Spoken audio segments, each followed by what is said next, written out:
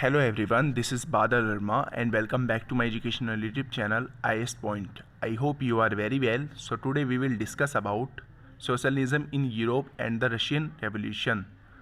तो आज हम बात करने वाले हैं प्रथम विश्व युद्ध के बारे में, प्रथम विश्व युद्ध और रूसी साम्राज्य।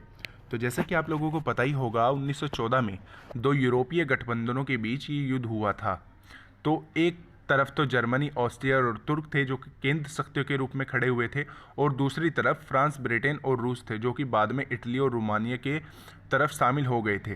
तो इन देशों के पास विशाल वैश्विक साम्राज्य थे, इसलिए यूरोप के साथ साथ ये युद्ध यूरोप के बाहर भी फैल गया था। इसी युद्ध को पहला विश्व युद्ध कहा जाता है। तो देखिए, तो जब कभी भी विश्व युद्ध की स्थिति पैदा होती है, विश्व युद्ध होता है, तो हमेशा पूरे विश्व पर आर्थिक, राजनीतिक और सांस्कृतिक प्रभाव पड़ते हैं। तो जब आप अपनी आंसर राइटिंग लिखें किसी भी एक मुद्दे पर, तो उसमें आर्थिक, राजनीतिक और सांस्कृतिक या सामाजिक प्रभाव जरूर लिखें। इससे होता क्या है कि आंसर जो आपका है वो डिस्क्राइब काफ़ी ज़्यादा अच्छे से हो जाता है। तो अब देखिए इसमें हुआ क्या था। तो इस युद्ध को शुरू में रूसियों का काफ़ी समर्थन मिला, जनता का जार ने साथ दिया। लेकिन जैसे जैसे युद्ध लंबा खिंचता चला गया, जार ने ड्यूमा में मौजूद मुख्य पार्टियों को सलाह देना छोड़ दिया। तो जार कौन था आप लोगों को पता ही होगा, एक तरीके से रूस का साम्राज्यक, यानी कि एक तरीके से जो रूस में संस्थापक था, एक तरीके से यही था।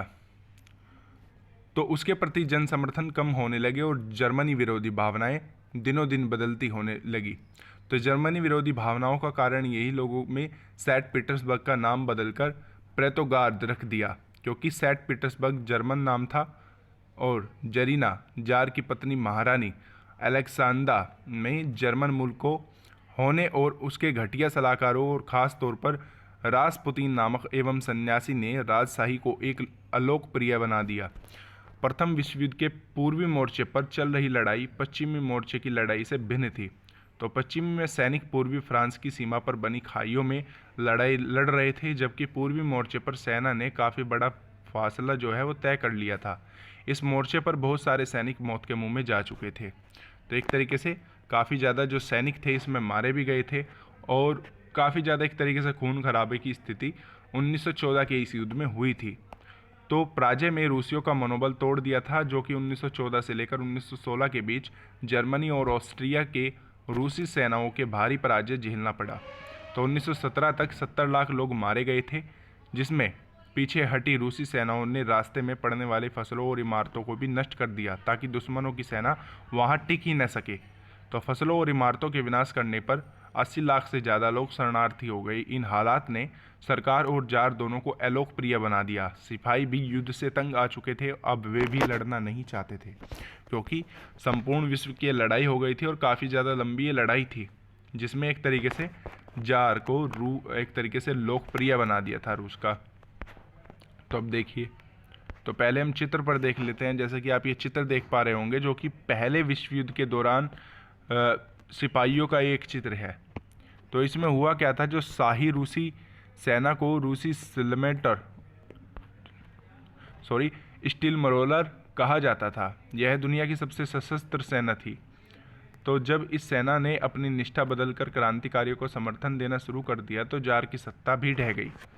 तो देखिए, तो ये सबसे बड़ी, एक तरीके से दुनिया की सबसे बड़ी सशस्त्र सेना थी, जो कि आप ये फोटो देख पा रहे होंगे अपने चित्र पर।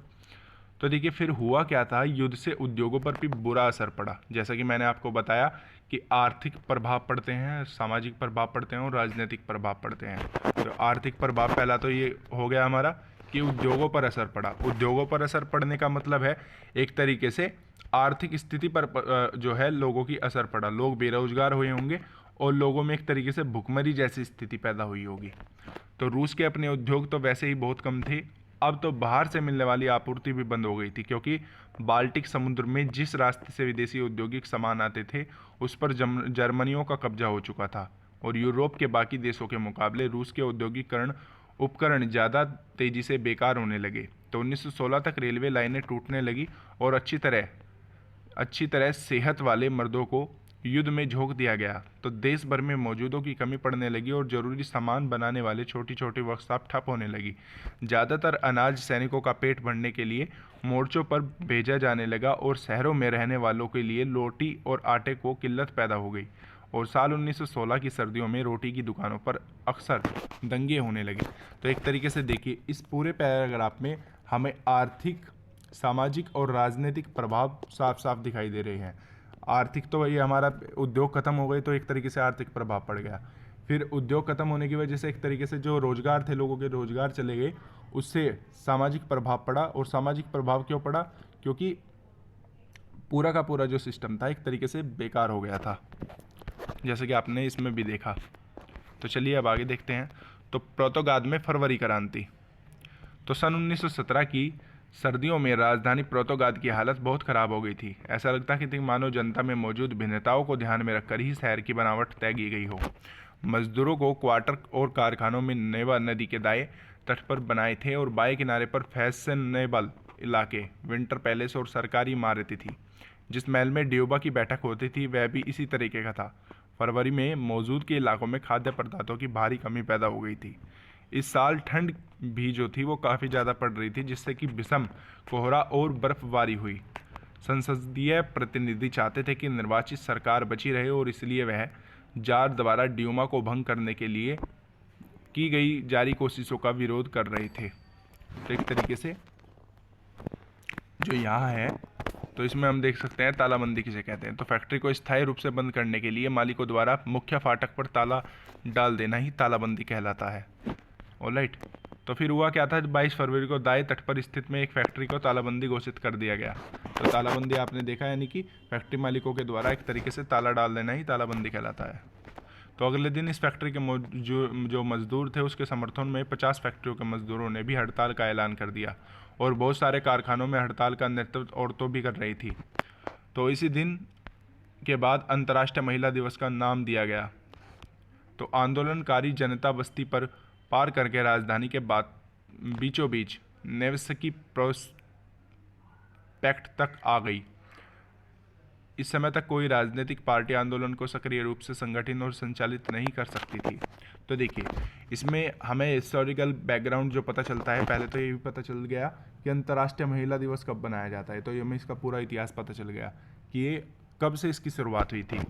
तो देखिए, अब इसमें हुआ क्या था, एक तरीके से लोगों ने अपनी अपनी फैक्ट्रियों पर ताले लगा दिए थे। तो ताले लगाए तो एक तरीके से जो आंदोलन था वो बढ़ता चला गया। तो आंदोलन जब बढ़ा तो उससे क्या हुआ, आंदोलन बढ़ेगा, एक तरीके से जो मजदूर उन फैक्ट्रियों में काम कर रहे हैं तो उन मजदूरों का क्या हुआ होगा, एक तरीके से वो बेरोजगार हो गए होंगे। बेरोजगार हो गए होंगे तो इसका मतलब है कि वहाँ पर एक तरीके से भुखमरी जैसी स्थिति जो है वो पैदा हो गई होगी। यानी कि साल 1914 में जो प्रथम विश्व युद्ध हुआ था उसने काफ़ी ज़्यादा एक तरीके से पूरे विश्व को आर्थिक, सामाजिक और राजनीतिक रूप पर प्रभावित किया था। ऑलराइट। तो देखिए, रविवार 25 फरवरी को सरकार ने ड्यूमा को बर्खास्त कर दिया और सरकार के इस फैसले के खिलाफ राजनीतिक बयान देने लगे कि 26 तारीख को प्रदर्शनकारी बहुत बड़ी संख्या में बाएं तट के इलाके में इकट्ठा हो गए और 27 को उन्होंने पुलिस मुख्यालय पर हमला करके तहस नहस कर दिया और रोटी तनख्वाह काम के लिए घंटों में कमी और लोकतांत्रिक अधिकारों के पक्ष के नारे लगाते असंख्य लोग सड़कों पर जमा हो गए। सरकार ने स्थिति पर नियंत्रण कायम करने के लिए एक बार फिर घुड़सवार सैनिकों को तैनात कर दिया और लेकिन घुड़सवार सैनिकों की टुकड़ियों में प्रदर्शनकारियों पर गोली चलाने से इनकार कर दिया, जिससे गुस्साए सिपाहियों ने एक रेजिमेंट की बैरक में अपने ही अफसर पर गोली चला दी और 3 दूसरी रेजिमेंटों में भी बगावत कर दी और हड़ताल मजदूरों के साथ आ मिले। तो उस समय शाम को सिपाहियों और मजदूरों को सोवियत या परिषद गठन करने के लिए उसकी इमारतों में जमा हुए, जहां पर अब तक ड्यूमा की बैठक हुआ करती थी। यही से पुर्तगाल सोवियत का जन्म हुआ। तो सोवियत यानी कि रूस के स्थानीय स्वासी संगठन, तो इसे यूएसएसआर भी हम कह देते हैं। क्या कहते हैं? यूएसएसआर, सोवियत संघ। तो सोवियत संघ के नाम जो है कहाँ से पड़ा, आप लोगों को ये भली बात ही पता चल गया होगा। ऑलराइट। तो इसी के साथ आज का हमारा वीडियो लेक्चर यहीं पर ख़त्म होता है। आई होप कि आपके लिए काफ़ी ज़्यादा इन्फॉर्मेटिव वीडियो रहा होगा। अगर आपको ये वीडियो अच्छी लगी है तो वीडियो को लाइक, शेयर, कमेंट करना न भूलें। और कल हम लोग फर्स्ट वर्ल्ड वॉर के बारे में काफ़ी ज़्यादा डीपली तरीके से हम पढ़ेंगे और जानेंगे कि आखिर जो फर्स्ट वर्ल्ड वॉर है यानी कि प्रथम विश्व युद्ध है उसके पूर्ण तरीके से क्या क्या प्रभाव पड़े थे। और अगर आपको प्रथम विश्व युद्ध के बारे में लिखने के लिए आ जाए तो आप किस तरीके से प्रथम विश्व युद्ध के बारे में लिखेंगे। ऑलराइट, तो इसी के साथ हैव ए गुड डे। जय हिंद।